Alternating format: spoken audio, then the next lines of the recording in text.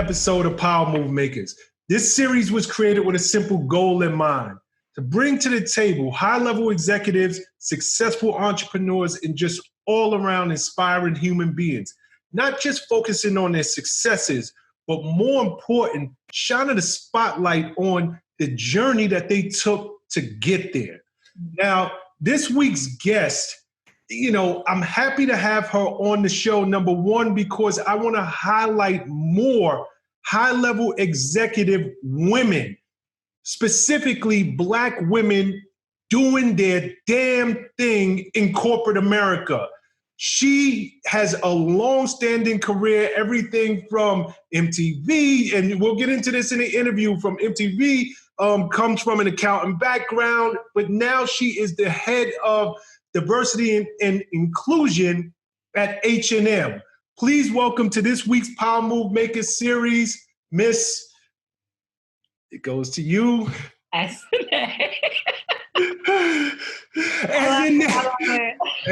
Kwubiri. I wanted you to jump in there. No, I love to see people try to remember and say my name. I think this has been happening all my life. So, but yes, super excited to be here. Thank you for creating this. Hold your thought, Ezinne. No. 3, 2, 1. Welcome to another episode of Power Move Makers. This series was created with a simple goal in mind: to bring to the table high-level executives, successful entrepreneurs, and just all-around inspiring human beings. Not just focusing on their successes, but more important, shining a spotlight on the road they traveled to get there. Now, this week's guest, I'm so happy to have her in the building.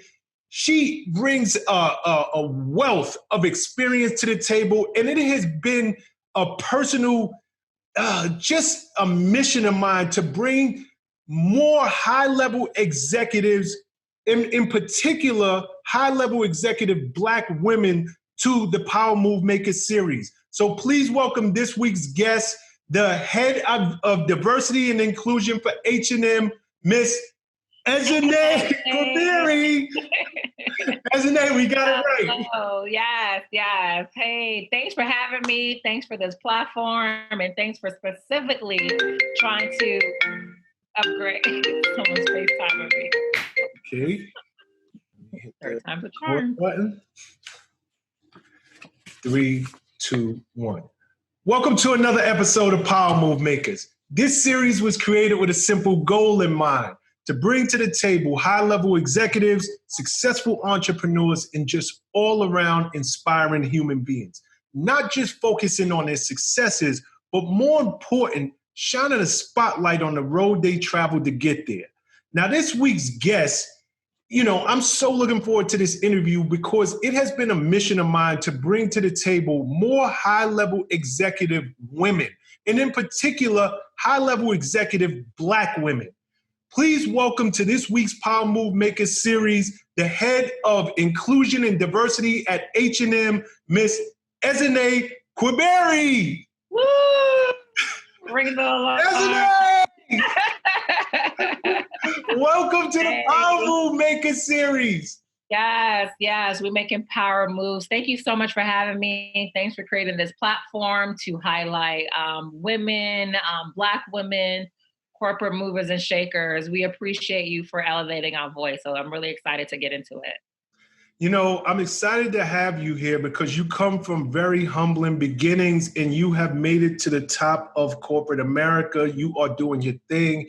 And you're somebody who not just Black women, but Black people in general can look up to and say, if she can do it, I can do it. So I love having guests like yourself on the show. To just get things started, where did it begin for you? Ooh, where did it begin? When I look back at my life too, I'm just super humbled and blessed as to how far I've come. I think anyone that knows me would definitely tell you that I'm very, very humble. I am from Nigeria. I was born there. We migrated over here when I was at the age of 6. And we grew up, we moved right into New York, moved to the Bronx. So I'm a Bronx girl. And we lived in the Bronx my entire childhood. childhood. I mean, the Bronx is really what I know and what I remember. And it wasn't until after when I was going to college, I'm a graduate of Howard University School of Business, HU. And, and that was my first time living somewhere outside of the Bronx, and I think even now it's so funny because my family is still very much in New York, in the Bronx. And I mean, this is us. I think that a lot of times what will give away that I'm from somewhere else is because of my name. It's Ezinne. And Ezinne is actually an Igbo name that means good person, good mother, good person. So have a lot of to live forward to and a name to live up to. And, when we were growing up, it was very much a village. Like it was everyone takes care of everyone. Everyone had to take care of all the children. The children had to take care of each other. My mom stayed in Nigeria. My dad was never in the picture. My mom stayed in Nigeria with her new husband, and I moved here with her siblings.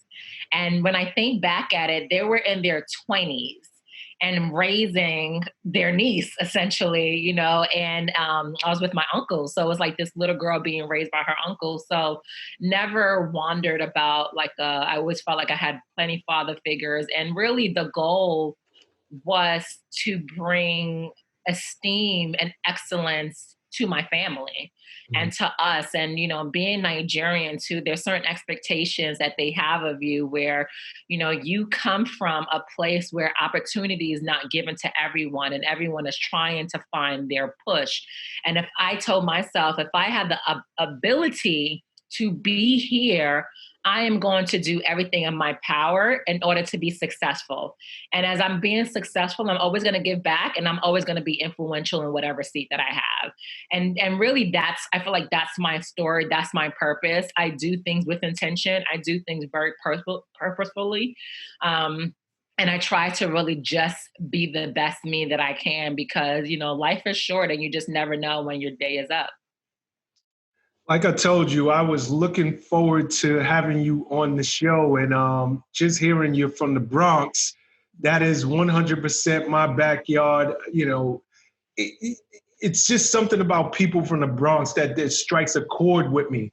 And in particular, this is why this series was created and why I asked everyone their background story. The Bronx, it's the poorest borough in New York City. Yeah. People in the Bronx don't have much, but there's always that sense of community. And I love to find people who made it out of such impoverished conditions because, truth be told, there are South Bronxes all over the globe. Yeah. And if somebody can listen to your story, hear how well-spoken you are, hear how you worked yourself from the South Bronx, went on to Howard University, and then are doing your thing currently in corporate America. I don't care what community you're in around the United States. You can do it. Yeah, you really can. You are living proof. You can do it. Yeah. No, you really can. And I really hope that people look at people like me and see that you can push forward, because I didn't come from a space where, you have that father or that mother or relative that's connecting you with a CEO to get a job, or you're traveling the world and getting all these no, I am around the way girl. Like I am your girl next door. We were just trying to make it. And if I even think about, when we were talking before, if I even think about the high school that I went to, I say that I'm like, girl, why did you go to that high school? Like it wasn't like a target school. It wasn't I went to a public school. I am a product of public school education.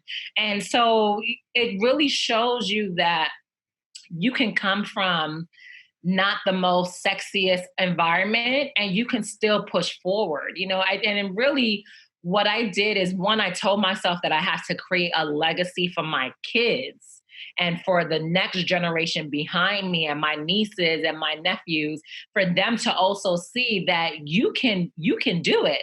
And too, Shawn, the thing is, when we came here X amount of years ago, being Nigerian and being an immigrant wasn't a cool thing to be either, right? Correct. constantly discriminated against, picked on. I was young, so I had an accent, but it kind of went away relatively quickly. But if you came into our household, we were very much Nigerian. We were very much Igbo. And when you hear like my guardians and my family speak, you hear it. And it was hard navigating and trying to find your voice and who you were and the mix of what it is to be a Black American, and that wasn't an easy thing to kind of get through. And it's just thinking about all those things of like navigating financial aid and, parent teacher conference and transportation, all those things, you had to keep pushing and pushing and pushing. And that's what I told myself. I was like, I didn't come here to be a failure. I didn't come here to be comfortable.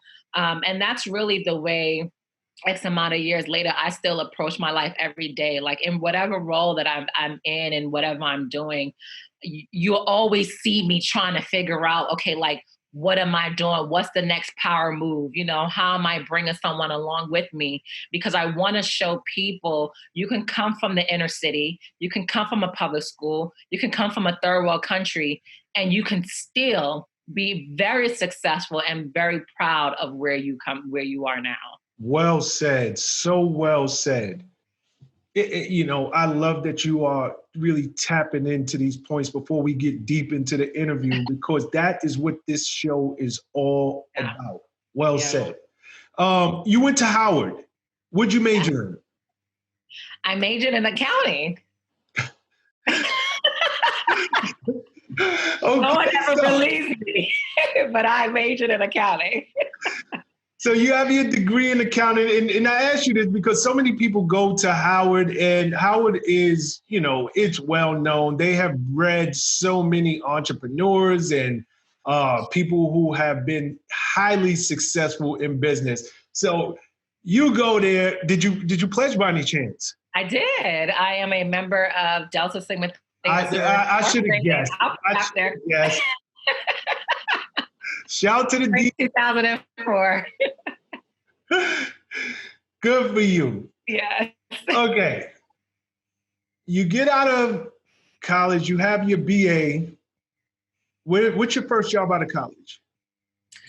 So here's the thing. I've actually been working since I was about 15 years old, I think it was. My very first job was at McDonald's. And I loved it. Like I used to work there with my best friends. It was like our thing to do outside the house. So while I was at Howard, I think it's really important that I share this too. I think a lot of times, especially in the School of Business, there's a certain type of roadmap that you go through. And I wasn't on that roadmap at all. Like I was the person trying to network with other students. I wanted to know what was going on in the arts. I wanted to know what was going on in the biology and across the campus. And I think that also pledging helped me do that as well, where I was able to meet a lot of different students. And there, you were also expected to get a lot of internships, and I didn't have any of those things. So again, I really want people to see that even if your path is not what the traditional path is, you can still be a road of success. And I didn't have any internships because I had to work. I had to work every summer. And then the summers when I wasn't working, I had to go to summer school because I was actually a semester behind most people. And once I graduated in accounting, I went to a top 5 accounting firm, which was PricewaterhouseCoopers. And at that time, they were part of the Big Four. And it was very, it was a big deal to be part of their organization. But I kind of walked in already knowing that I wasn't going to be there too long, because even though I majored in accounting and I was doing auditing and compliance, I knew that wasn't the end goal. And I wanted something that will allow me to be a bit more creative and allow me to be able to work with other people. So that was my first professional job, was at Pricewaterhouse. Can we stop there for a second? Because I think that this is a teaching moment, and I think it's a learning moment for anybody who currently finds themselves in a similar position. Mm-hmm. You go to school, you get your degree in accounting. That's what's expected of you. Yeah. To be an accountant, to come in. And I'm sure when you came out, you got your job at PricewaterhouseCoopers. Your family is, hey, Ezinne is doing her thing. You're going to be counted, yeah. But as you know, there's somebody somewhere right now who is doing something that they know in their heart, in their soul, in their spirit, this just isn't my life's purpose. Even though I might have gone to undergrad, grad, for all I know, they got a PhD. Mm-hmm. But they know I'm just not supposed to be doing this. And it doesn't feel right, but it's expected of me. Yeah. I studied for it. I have a job, income's coming in. Can you speak to somebody just about the mindset of going with your life's purpose and not just relying on what it was that you studied for and what it was you were taught? Because I do believe that you are going to be successful wherever you find your life's purpose. And it might not be necessarily the thing you studied for. Mm-hmm. Yeah, no, I 100% agree with that. I think that what's important is that you do different things and get experiences to try to identify what your purpose is, right? Because sometimes, let's say, like, if you are maybe a younger adult or you're just new in school, you may not even know what your purpose is. Like, you may be trying to still discover yourself. And I had a lot of discovery while I was at Howard as well. But what I wanted to make sure that I did is, so understand this. I went to that company knowing I wouldn't be there long, but I still went because I knew that I was going to create a certain foundation that will help elevate me for my next opportunity to come. And that's what it did. And then while I was there, I was very strategic, again, about like how I placed myself, what learnings was I getting, what mentors was I creating relationships with, so that they can also help me navigate, because I knew that I was going to be in corporate, but I'm like, how do I use this accounting degree to be something a bit more creative, that is a bit more purposeful for me, or a little bit more entertaining for me, that I wanted to do. So I didn't want to just take the degree and be like, okay, done with it, because you gained something from whatever experience or education you have. So really my advice to people is, you take the experience for what it is and you continue to be strategic. Don't just say, oh, I don't like it, I'm just showing up to get a paycheck. You don't want that, right? Because there is going to be something you can pull from that experience, or that project you're working on, or that manager you have, or that client you have, the coworker. There's something you can pull from them. And that's what I did. I used to just figure out, okay, I'm going to get this work done and the work is going to be done, but what else can I get? How else can I use them to order to fulfill my purpose? And that's what I did. And really what happened is then that opened up the door to my next. And my next was at MTV, where I spent majority of my career at there. And how I got there is because I was very honest in the fact that I wanted something different, but very strategic as well. Talking to different people, understanding where they were, talking to other people that had accounting degrees too, and similar, and saying like, okay, what are you seeing? Where are you? And then someone said something so simple. They were like, oh, well, every business needs some type of accountant. And I'm like, wait, you're right. I mean, it's like, duh, right? Like, why wouldn't I know that? Like, why would it?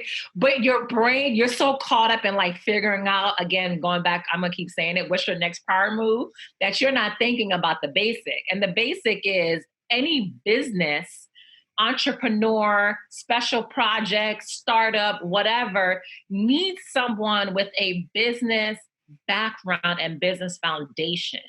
So figure out what is your leg in that. And then I think from there, it opened up my eyes to different industries and different companies that I can work for. Because to be honest, prior to that, I just kept thinking, I have to work at a bank, I have to work in Wall Street, I have to work in financial services, I have to work in as a consultant.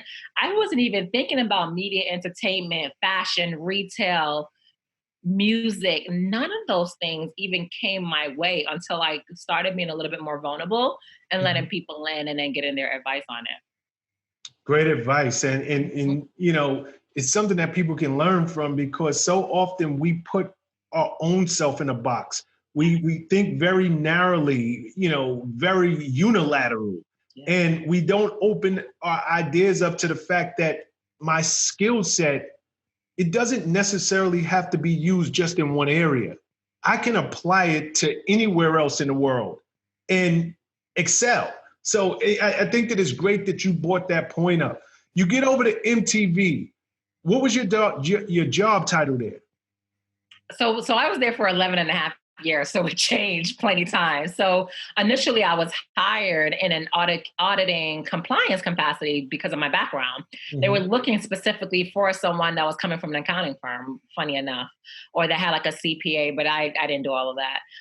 So I came in as I think it was a senior associate of auditing compliance, production compliance.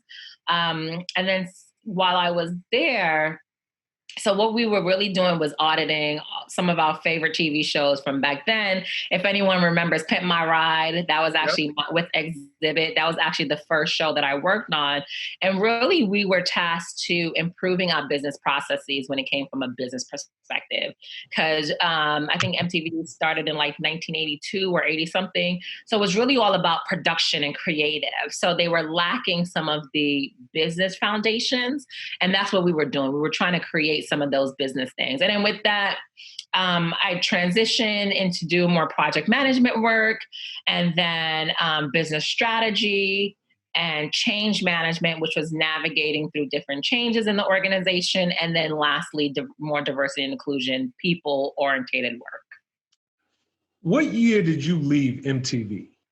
That would have been 2018, 2017. 2017, 2018. Yeah. Okay, so I don't know where the timelines, but I want to move this because we have so much to go over. Diversity and inclusion is all the rave. It's the buzz phrase, but nobody really knows exactly what that means. And I want you to educate us all, not just on what it means to you, but how, companies can benefit from having someone like yourself on board. So, you're at MTV 2017, 2018. I know, and then you go, I'm assuming, directly over to H&M to become their head of diversity and inclusion. Is that correct? Yes. Okay. In, January 2018, H&M has one of the biggest campaign marketing blunders ever. Comes across extremely insensitive, tone deaf, out of touch, with a little boy wearing a Coolest Monkey in the Jungle shirt. Were you hired as a result of that, or were you there at the time of that rollout? So I was not there when they had that photograph and the image of the boy wearing the sweater. I think with the response from the customers and the employees, very unexpected response, I would say, from them. I think the company had to do an internal inventory as to what their processes were, what they stood for, and how they're going to move forward. And then figure out the strategy of how they're going to move forward once they've identified the gaps. Creating this role was part of that. Mm-hmm. So the role was created as a result of them going through their own inventory and reflection and realizing, oh, wait, we have some serious gaps here. We're lacking some serious things. We need someone to help create strategy, framework, and push us forward in that. So then that's when the role came about. So for them, because I wasn't there yet, I don't know the timing from, media outcry to when we decided the role was going to be there, because I joined much later in the year. Mm-hmm. But I think it's important to say as a customer of the brand, I too was taken aback when I saw the image. I was like, oh, wow, I think we all were, as I think we all were, and it was justified. It wasn't just, these days you have to watch what you say, you have to watch what you do. There is a cancel culture out there, we know.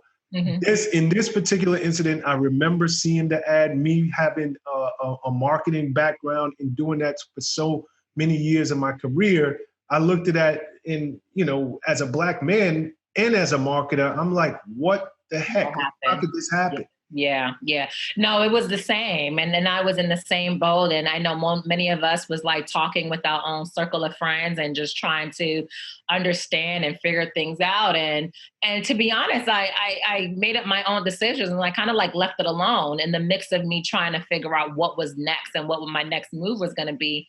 And then I started seeing and hearing that they were looking for someone to support in their inclusion and diversity efforts. And after going back and forth many a times with my trust circle, I was like, you know what? Why not? Like, why not try to go in there and take a seat at the table and be part of the change that is necessary that we, our people, as a Black woman, as a Black man, want to see, and not just leave it or assume that they have it or they were going to do. So when I was afforded the opportunity to serve as their first head of inclusion diversity for North America, I took it, and I took it with a sense of pride because, and also really understand that there was a lot of work that needed to be done. And it's a brand that is a household name that many people know, but it's also a huge organization that's based in Sweden, So it's like, how do you navigate that, and how do you make sure that you implement things that are going to be sustainable and they're going to be authentic and filled with integrity? And that's really the challenge. So when a lot of people say, and to be honest, I get really frustrated when people think that diversity and inclusion is like no big deal, or it's a joke, or it's just held by Black women. Those are all stereotypes that we, especially as a community, need to not be a part of. And we need to make sure that we are advocating for those people that are taking on those roles. Because I would tell you, they are working extremely hard to make sure that representation is included in these organizations and within these industries. So I think it's really important that we are a bit more empathetic to those that are leading it. And it's not only Black women. There are other people there. Some faces are just a little bit more prominent than others because of maybe brand association, et cetera. But it's a job that is tasking not only externally, but also internally too, to think that this happened, and then you to my community, and you still need to help find the solution for that.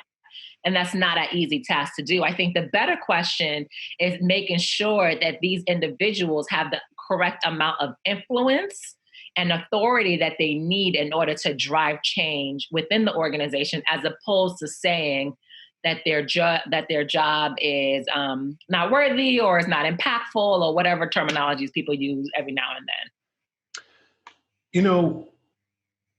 Diversity and inclusion. Mm-hmm. We hear this terminology, but for our audience, what exactly is diversity and what is inclusion? Yeah. How are they separate? Mm-hmm. Because you can be from the outside looking in, and you can have a different meaning, or you can think that those two words mean the same thing. So to somebody like yourself, who is the head of diversity and inclusion for an international brand, what exactly is it? No, it's such a great question to ask too, because actually, if you go country by country, the definition of diversity is very different. And it's different because of the makeup of that country, right? So if I go back to my roots and think about how would someone identify diversity in Nigeria, it's probably very different than how we would say diversity Correct. is in the US, right? And really, but the core of diversity is a mix of people. As a mix of people, mix of characteristics, mix of identities, mix of beliefs. Like that's what it is. It's all the differences, things that we can see visibly. So you can see my race, you can see my gender, but what about all those things that are invisible? My marital status, my education level, my working style. So that's what diversity is that mix of everything, like all those different things. And then each person or each institution, each group needs to identify what are your main priorities with diversity. So like I mentioned, maybe in Nigeria, it's not race, but maybe it's more of tribal religion, right? Like your tribes that you're part of, or maybe it's age diversity we're looking for there, or gender diversity. Where in the US, probably the first thing that most people focus on is probably between race and gender. So it just depends on where you are. And then inclusion is like taking this mix of everything, of identities, characteristics, beliefs, etc., and bringing them together. And how do they work in a puzzle?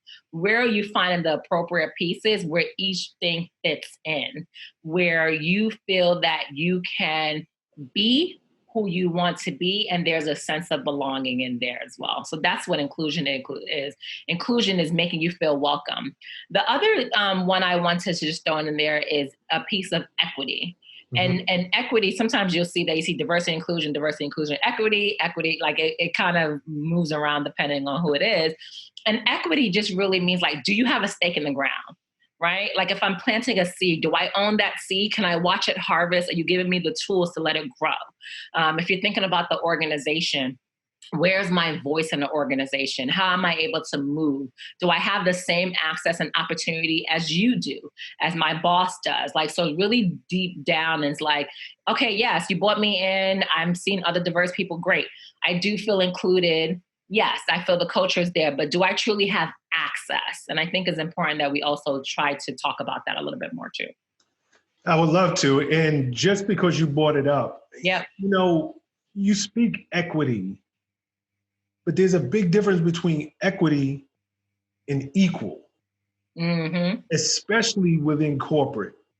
So while I'm sure I would assume corporate is striving to make their employees feel as though there is more equity in the fact that, they have some ownership or some stake in what they're doing within the office.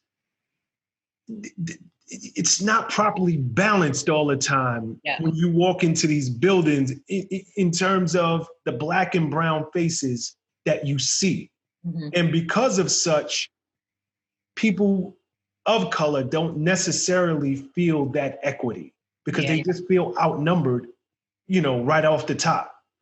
And they often are. I think that's the hard part, and it is part of the reality is that the Black and brown people are completely underrepresented almost in every single industry that you go to. I mean, I was talking to someone earlier today, and you can see the diversity when you usually see diversity is more in the very junior levels, right? Mm-hmm. It's all maybe 1 year to 1 through 5, 1 to 3, etc. But as you start to go up that upper management level, those gaps get extremely wider and wider and wider. I think to your point about equal versus equity, which is why I don't think it's interchangeable. And I think equal when it comes to diversity and inclusion is actually a bit harder because we're not talking about a law that we're trying to make equal. We're talking about policies and procedures and access that we're trying to make equitable, and that's going to be what the difference is. And I think it's hard. I mean, I'm even trying to think about if someone was like, well, I don't feel equal. I'm like, well, yeah, it's going to be hard for you to feel equal. You're not. Like the question is, do you have equity? Do you feel included? Do you have diversity? Because if I think about even like senior management positions and things like that, all things are not made the same. All things are not equal. And it's really because we all have our own individual needs. So it's not going to be completely the same, but can it be measurable? And can we assure that we are being fair? And I think that that's the difference there too.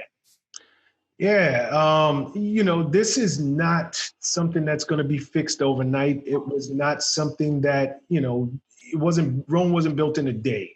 No. This has been going on for so many years. And, quite honest, many of our people don't feel like they get a fair shot in corporate. Do you work closely with HR? Yep. So my biggest stakeholders is probably HR, marketing, communications, and of course the leadership team. Okay, great.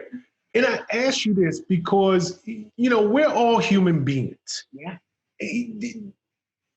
HR in particular, they're the ones getting the resumes. It is not, people come in with, it's not uncommon to have unconscious biases. Yeah. Some people are conscious of their biases, but it's not uncommon to have these unconscious biases. Yep. And as a Black man myself, you being of Nigerian descent, we know we have colorful names. Mm-hmm. Everybody is not Bob or Tom. Within our community, we have ethnic names. And we can't seem to get a fair shot in terms of even getting in the door to get an interview. And I've always wondered, and I guess I'll ask you while I have you here, do you find that HR, whether consciously or unconsciously, are putting a lot of qualified resumes to the side simply based on the fact that they know on the other end of that resume, based on the name alone, it's somebody who's a Black or brown person? I think that HR probably is one of the biggest areas of opportunity when it comes to diversity, inclusion, and equity. And it's really because a lot of the HR teams are also kind of one note, where maybe they all have very similar backgrounds, similar school levels, similar lifestyles. So what's happening is, because of their unconscious bias, they're interviewing people and they're pushing people forward that's actually connecting and vibing with them, right? When you talk about like company fit and cultural fit, which I try not to use that term too much because we're not looking for a fit, we're just looking for someone that will mesh well, right? I think when you say fit, it feels forced a bit, and at least to me. But I think that HR teams across everywhere, so not unique to any one organization, need to do a better job and a more intention of bringing in diverse talents. And the problem that is happening now is that they're really relying on platforms such as LinkedIn and Glassdoor and even Instagram to hire and to bring in and to promote, instead of going to where these people are, right? Because if there's 100,000 people on LinkedIn and 60 to 70% of them are non-minorities, and you're looking for a role, those names and resumes will automatically, just based on algorithms, will automatically pop up first. So in order for you to attract me and to get me, you need to come and seek me. And you need to find me, and you need to share the opportunities with me, because maybe one, and this happens also with us, is you psych yourself out and thinking that you can't even apply, right? Mm-hmm. Yep. So then you don't even submit anything to begin with, or you never even saw it because they weren't on your radar, maybe you're not looking, or whatever it may be that caused you to not even see it. So the HR teams need to go in with more intention and come out of their network. So one thing that I actually think companies should do is have a diversity recruiter, because, and I'm assuming that person may be of a diverse background, can also tap into their own networks. Because the reality is, if I'm putting in my network, yes, I'm going to give you people from everywhere, but the majority of my network is probably going to be Black women, because I'm a Black woman. Correct. Yeah. So my own bias is going to be that as well. So those are going to be the majority of the recommendations you're going to get. So now imagine if I'm the head of HR, you're going to be getting all these Black women resumes every day for every single role. So now if your HR team is mostly white, it'll be the reverse. So no, to answer your question directly, I don't think that they are moving resumes away because of names. I don't even think that they're necessarily even getting them because of the algorithms based off the tools that they're using. I think it's automatically kicking those out, or they're bringing it to a lower part of the lower part of the list. So by the time I read through 100 resumes, I'm not even going to get to 101 who's Ezinne, because I'm already tied and I've already done 100. So I think it's so much of, and this is also why a whole lot of, you can get so many things we can talk about, but this is why AI is really critical in thinking about like technology and how algorithm works. A lot of us on Instagram, it's the same thing. Your algorithm is impacting who's seeing your stuff. So depending on what you're pushing out there, someone that you want to see it may never see it. And not because they're trying to exclude you, but because the algorithms are working against us. It's so true. You spoke about women earlier, and this is a common, discussion that I personally have. You speak to people who are in positions of management, positions where they can hire, and we have these same discussions, and they say, we are diverse. We have plenty of women in leadership roles. And I'm like, they're white women. It's not like it's diverse enough. Yes, you have women, but you don't have the women of color being represented. And I guess I gotta ask you, just as a person on the outside looking in, we spoke about the blunder with H&M in that advertising campaign, but it's not just with H&M. I can recall off the top of my head, and again, this is the marketing side. Yeah. Shawn coming out. I remember Mary J. Blige and Burger King teaming up, and they have her singing about fried chicken. Dove did an ad where it was, a Black woman taking off her shirt, and by the time her shirt was off, she was now white. Nivea did something white as purity campaign. And I'm on the outside, and I'm like, how does this even, like, they have intelligent people there. I have to believe everybody in the room is not racist.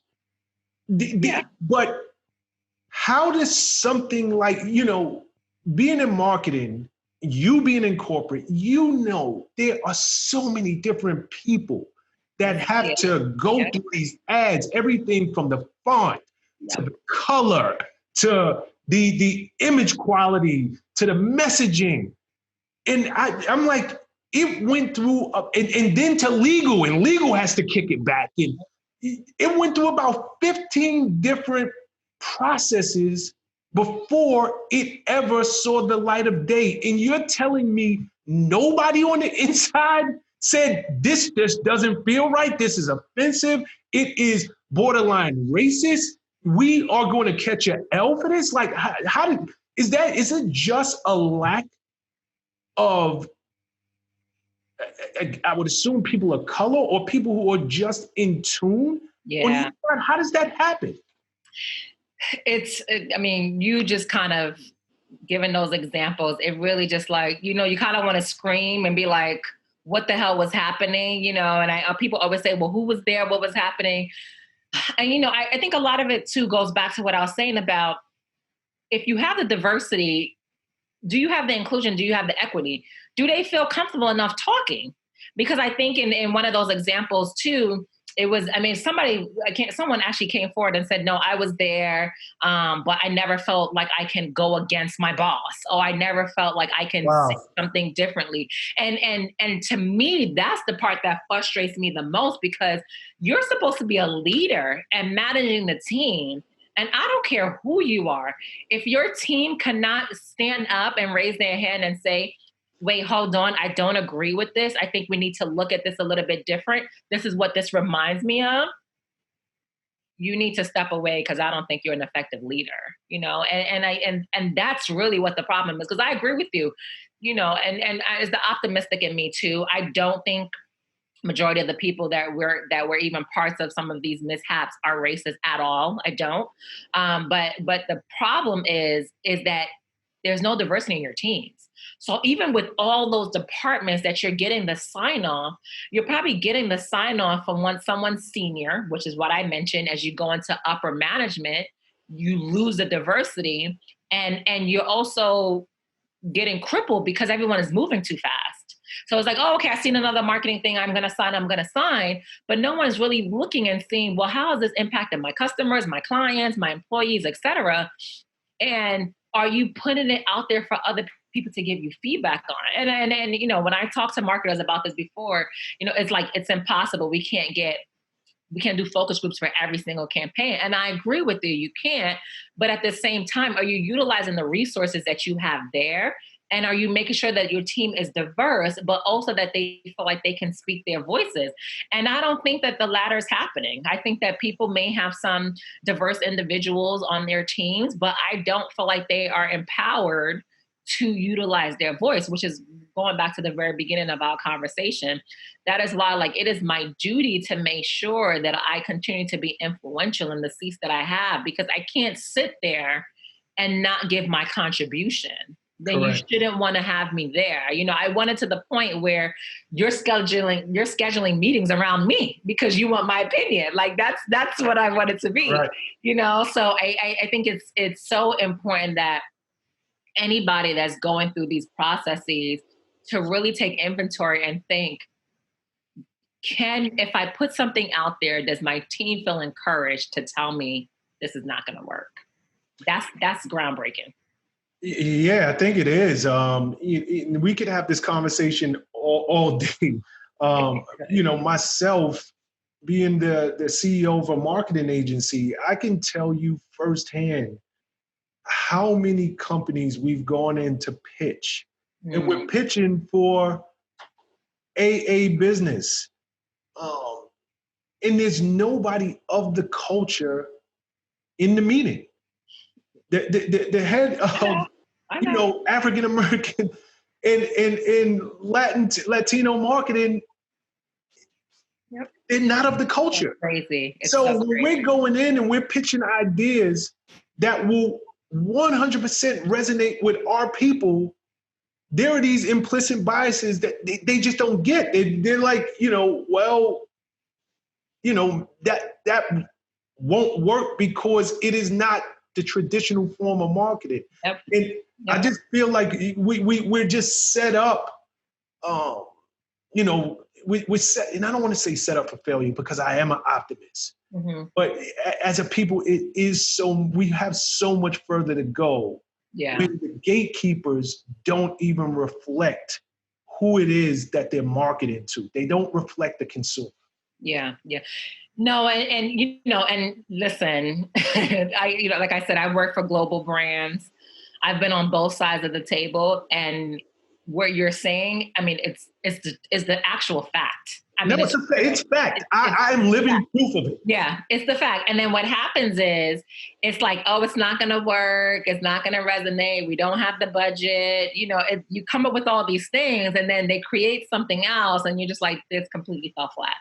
You know, and I think the hard part about it is, it needs to continue to impact the bottom line. And I think that that's how companies start to recognize it more. I think even now, too, a lot of employees are a lot more vocal than they probably have been in the past. So I think that also helps as well, is because they're pushing companies to do more. A lot, if we kind of go back to a couple of months ago with the murder of George Floyd and other Black people in the Black community, when companies started making those statements to support Black Lives Matter, majority of them were the direct request of their employees. And it really shows people, I don't believe in cancel culture. You know, I believe in pushing for change. And I think that because these companies were forced to do this is what we need to continue to do, right? And then those that push their companies to do this, now how are you holding them accountable afterwards? So that when someone like you comes in and they want to pitch, in the back of their mind, they're remembering, oh, wait, we have these commitments. We have people that want us to be accountable. We need to think differently and push in a different direction. So I think it's so important that we continue to utilize our voices in those type of spaces until companies really do different, and they're being forced to do different. So we need to continue to apply that pressure on them to do different. And I think that that's where we're starting to see the change a bit more. And it wasn't because they didn't want to do better. It's just everyone just gets comfortable. You just ride in the wave. You just riding it. It's still moving. I'm still afloat. I'm still progressing. But you turn around and before you know it, another company has already done 2 circles around you because you didn't want to give this one marketing agency an opportunity. There you go. So that's how they learn, unfortunately. Yeah, the bottom line. It always comes down to the bottom line. Question for you. You've been in the building now for 2 years or so. High-level executive position. Do you find that you have been able to make real change?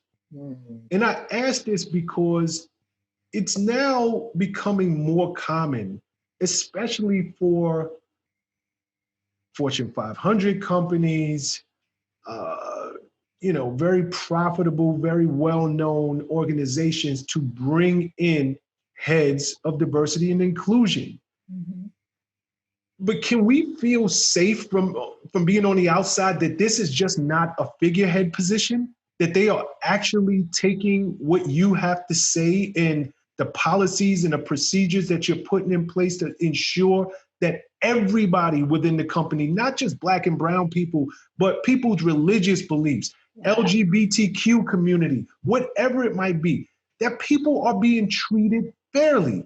Or is it just them checking a box to say, look, hey, we have a Black woman who runs, the head of diversity and inclusion. We're doing our part. Yeah, no, I think that the difference here is it's up to the individual who was hired, appointed, or whatever to make sure that they're not just a box that someone ticked, right? So we need to demand more of ourselves and the organizations that we're in to make sure that the role that you're sitting in is not just one of tokenism.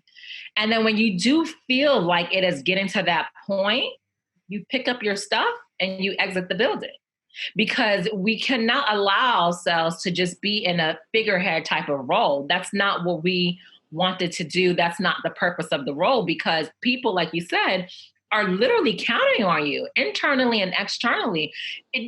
I remember in my very first days, when I tell you the bright eyes, like literally an excitement that people that look like me had. And like you said, not just Black and brown people, but any other group that felt underrepresented. And to say, wow, there's hope. This is the future. We can push forward. With that type of perspective and people behind you and pushing you forward, you can't just be a box ticker. Like, you can't even allow yourself to be that. Like that's not what our ancestors wanted for us to do, right? They weren't just doing just to do. We're here trying to make real change. So directly to your question, I think it all varies per organization. I think there's some organizations that have people that sit at head of diversity and inclusion roles that are doing amazing, and they have some that I don't see nothing. And it also could be because I'm not looking. I mean, I don't know. I don't want to, make it seem like it's all them. But, I think that the important thing is to make sure that you have a budget, to make sure that you are in those rooms that you're supposed to be in. If there's a meeting with a leadership team, you need to be part of that conversation and to make sure you really have the autonomy to make change happen. And then you push them for that change. But I think one thing that is really important is that power move of change does not live and die only with you. It's impossible.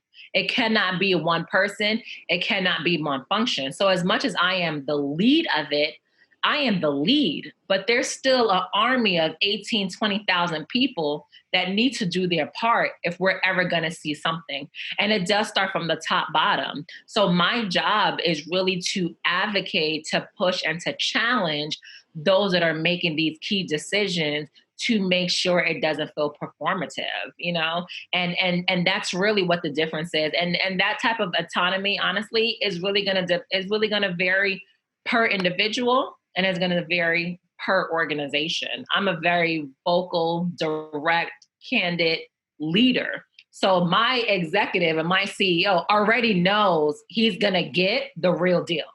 And he already knows that I am not just gonna take oh, we'll do that next time. Oh no, like that's not gonna happen, because like I said, there's thousands of people behind me waiting, embracing, and looking for that change. So I do feel like we've made impact. I think you mentioned before, you're not going to see everything overnight. Change doesn't happen overnight, right? So I do feel like there's impact being made. I do feel like there are processes that is being audited and being changed, partnerships that are existing that never existed before, and those opportunities are there. So we have to just keep chipping away and building those bricks, brick by brick, until we truly get the foundation that we're looking for in order to be able to have sustainable change.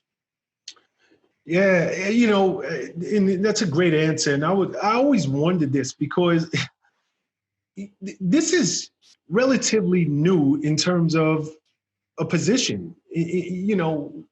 Head of diversity and inclusion didn't exist. Maybe it did exist, 5-10 years ago. Yeah. In certain companies, but it's still relatively new. Yeah. So I have to believe in you being the first at H&M, you're kind of paving the way. Like, you're showing them what a head of diversity and inclusion should be. Mm-hmm. So it's really incumbent on you to get in there, fight the battles head on, make sure you speak up for so many people who feel marginalized and unrepresented, even within the company, not outside, but within the company. Yes. At the moment. Yes, you have to look. I think that's another critical piece too. You have to look within the company and what's happening. I think the marketing stuff is great, and that thing is going to take you and is going to create brand identity and brand DNA for people to want to work for you. But again, if they walk in the door and it's BS, they will walk right back out the door. There you go. So it's so true. I think that's another. I think we were talking before, never in my life am I walking around thinking I'm about to be the first of anything, right? Like, especially in something like this, that is truly, like you said, is groundbreaking, is impactful, is truly purposeful work. And it's really what I was looking for. Like, I want to directly feel the impact of my work. That was the big change between going from MTV to H&M. I'm like, how do I, and so it could have been whatever company. H&M was just the lucky ones. Talk that talk, Ezinne. It could have been any company, but I think really I was like, where do I go that I'm influential? Where do I go that I'm really making impact? And I feel like it's purposeful work. So even in the days that I am exhausted, 12, 14-hour days, I still get up being like, we did that. Like, we are making that step. We are building those foundation. We are truly setting the railroad for the next person that's going to go onto this journey, and for those that are benefiting from it, and I think that is what the goal is, regardless of how tiring it could be. And it is. I got a question for you. Are there any, now that you've been within the company, you have this position, are there any common stereotypes that you found that just have jumped out at you that you're like, I almost can't even believe, like, is this the way you think of people who are different? And I use the word different because I want to make this conversation a little broader. Yeah. Than, like we just said, in terms of skin color, because it encompasses so much more. But are there common stereotypes that you found? I think that one thing that's really interesting, regardless, like you said, the wide scope of diversity we're talking about, I think oftentimes the majority is kind of like, I didn't know that there was a problem. Like, of course, everyone is equal. Of course, everyone has access. Of course, everyone can apply for a job. Why would you think I'm discriminating against you because of your name? I think that's probably the biggest, always like, okay. I'm like, yeah, no, people don't believe, like, it's not reality. Like, it doesn't happen. I'm so happy you brought that up, because they don't see themselves. And I have to believe in my heart of hearts, these people are not raging racist. They're not thinking that they are biased. Mm-hmm. And to hear you say one of the most common stereotypes that you found is them scratching their head, like, I didn't even know it was a problem. That is the problem. Yeah.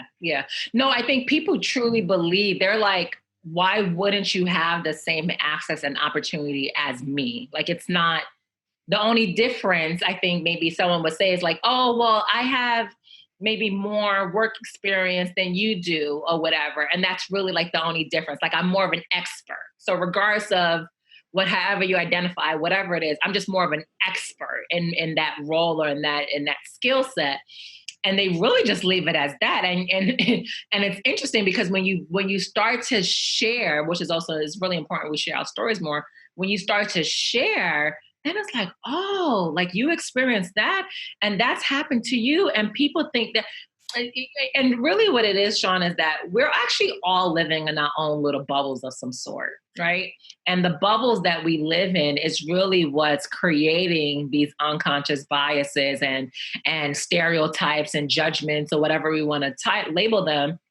And I think that people need to, there's so much power in just storytelling and being able to share more. But I think that's probably the main thing that stands out. I was trying to think of another example, but I think that that's really always what it is. It's like, oh no, or okay, another thing may be it's only a small subset of people that have an issue, right? So let's say if we're thinking about underrepresented group, and underrepresented groups make up 60% of the organization. Out of that 60%, only 5% of the people really have an issue. The other 55 actually love the company, love the work, love what we're doing, feel like they have opportunity, and I think that that's another thing too. I think sometimes they try to make it much smaller subset of people and not realizing that maybe those people just happen to be the more vocal. Correct. But the rest of the people still want the access, opportunity, and representation. Yeah, even as you're talking, I sit and I think we all know the Central Park Karen. White woman walking her dog, black guy asks her, put the leash on the dog. She calls the cops. Mm-hmm. He's threatening me. I feel threatened, which we all know as black men, that is, you pretty much putting a death sentence out on me, saying, as a white woman, calling the cops and saying a black man, an African-American black man, is threatening me. I'm afraid. Yeah. But as that story was unfolding, it came to light that this woman, she was an executive, high-level executive. Yeah. And she said out loud, I'm not a racist. Yep. And it always concerns me. Maybe in her head, she doesn't see herself as such. But you damn sure pulled that white privilege card when you was calling the police. Yeah. Yeah. But these are people on the other side of you being hired, you moving up in a company, you being able to even have a voice within that company without feeling like I'm going to get my pink slip. Yeah. So there's so much work to do. And like I said, even as I was, getting more into that case, this woman is adamant about, she has black friends. She's, not a racist whatsoever, which was astounding to me. Yeah. And I think even that video probably also opened up the eyes for other white men and women as well, to be like, oh wow, like, and even probably think to themselves, have I ever considered a Black man to be threatening me for doing, or how am I reacting? Right? I think it kind of opened their eyes up to how do you react. But that particular situation was, it was very eye opening, and it did speak a lot about privilege and escalation, and you know, and judgment a lot too. And you know, and we watched it, and the guy sounded like he was just simply axing, you know. So it's just, you know, but his experiences, right? Like, what happened to her before, or what has she seen for her to immediately feel like it was an attack? And that's really, again, if we tap him back to the core, that's like the issue. Truth be told, I don't even know if she felt attacked. I personally feel it was just white privilege. Yeah. How dare you? You have the audacity to confront me. Do you understand who I am and what I can do to you? How I can ruin your life? And here's the kicker: she could not have picked a better representation from our community. This guy's well-educated. You know, he works as an editor or something for Marvel Comics. He is gay, like a dog lover. He's in the park himself. This guy's the most unthreatening guy out there. And because of, you know, maybe, I don't know what it is that she's seen, or I just believe it was that privilege at play. And I know if it's happening outside the office, it happens within the office. Tell me if these names, you know, before we conclude, and I'm so enjoying this conversation. I don't get to have these types of conversations very often. So thank you so much for coming on and really being so open and just sharing, helping to share with the audience some of the different challenges you're facing in getting your job done. But I'm gonna call off some names to you. Tell me if they ring a bell. Okay. Because as I was doing research for this particular interview, you know, something occurred to me, but I'll read off 5 names to you. Okay. Kenneth Frazier from the company Merck. Marvin Ellison from Lowe's. Renee Jones from M&T Bank. Roger Ferguson from TIAA. And Jice Zeitlin from Tapestry. Do any of those 5 names ring a bell for you? I think the person from Lowe's and Jack from Tapestry, but I'm trying to remember why they ring a bell. I think that they've been I don't know if I met them directly, but I think they are diversity and inclusion leaders of some sort. I'm going to stop you there, just in the interest of time. Who are they? As I was studying and researching for this particular interview, I asked myself, how far have we really come? And I wanted to know how many Black and brown CEOs are there CEOs in the Fortune 500 companies? And there's 5. Yeah. Well, that's so much further. I think it's Ford. Well, Tapestry, he stepped down. Oh, Tapestry stepped down. Yeah. Okay. So we're down to 4.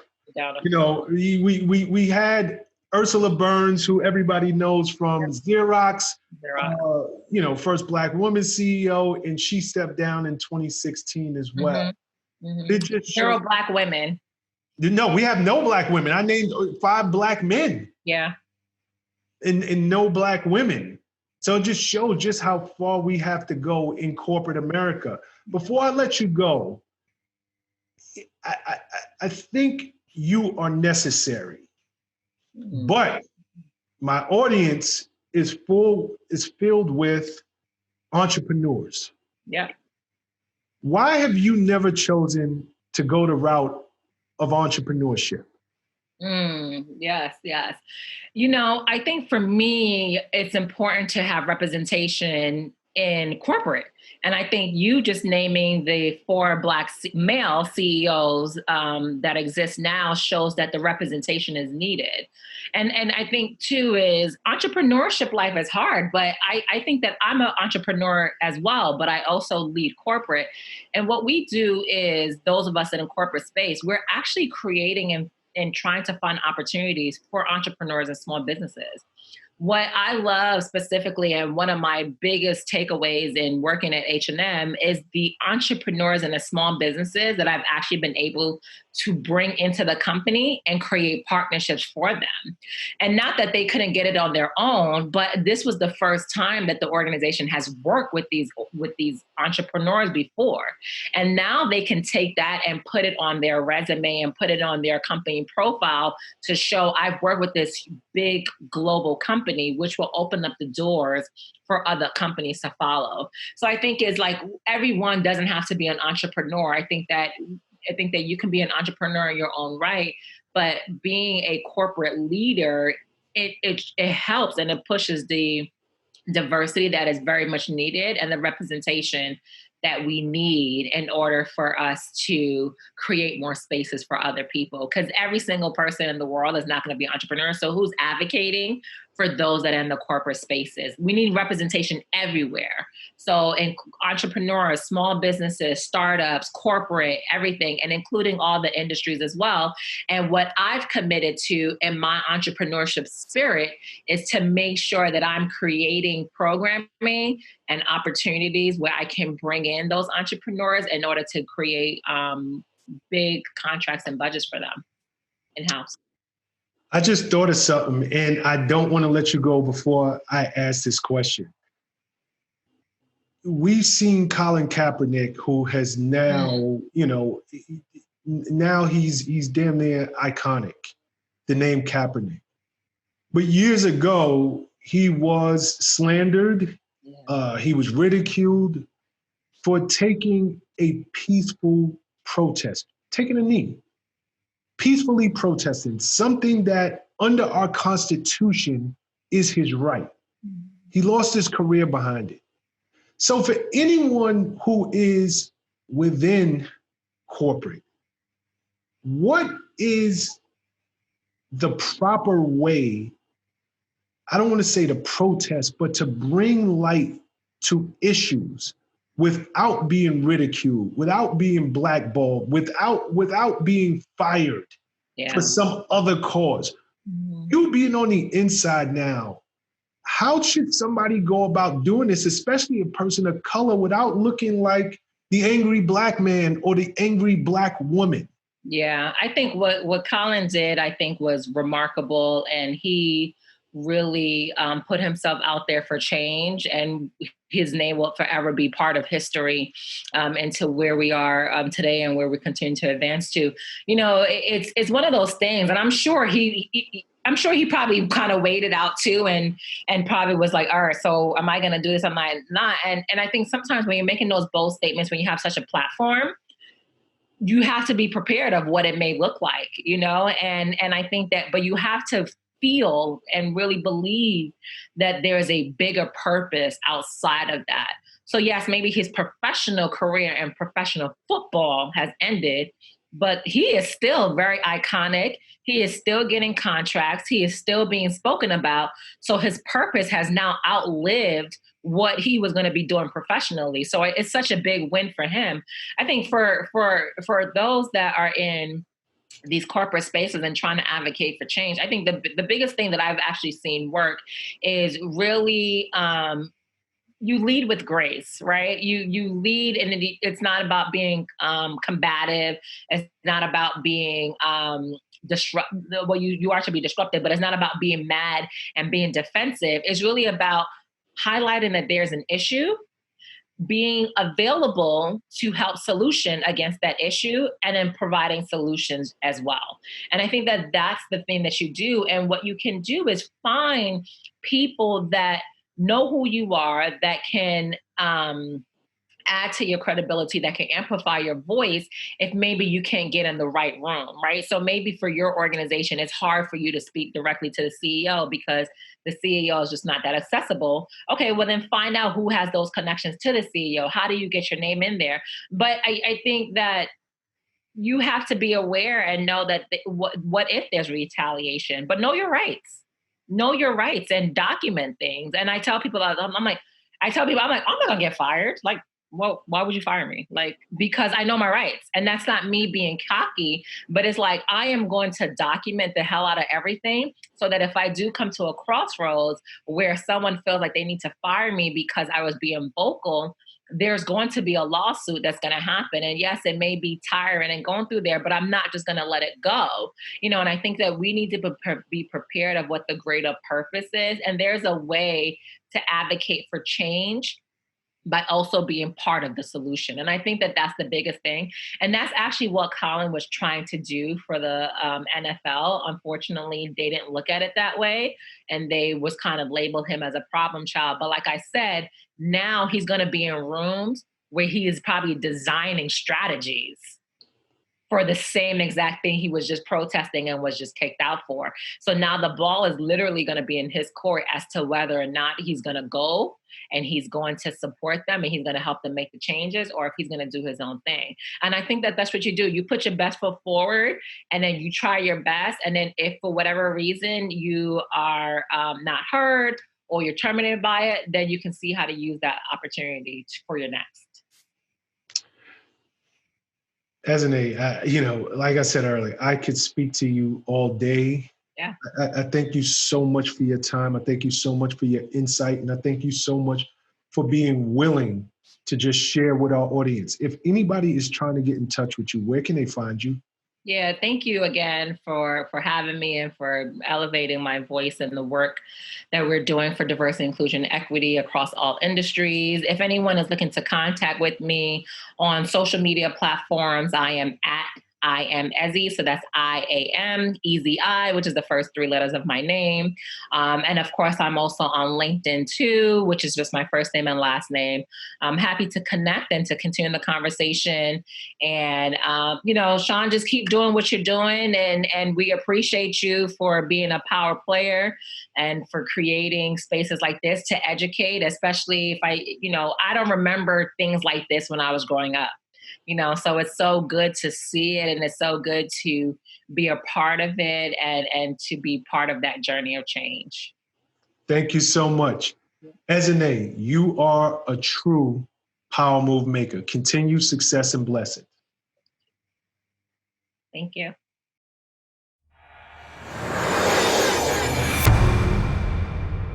What's up, guys? Thanks for sticking with me to the end of the video.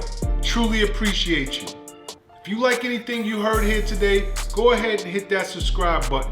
And if you know anybody that can benefit from this message, feel free to share. Peace and love.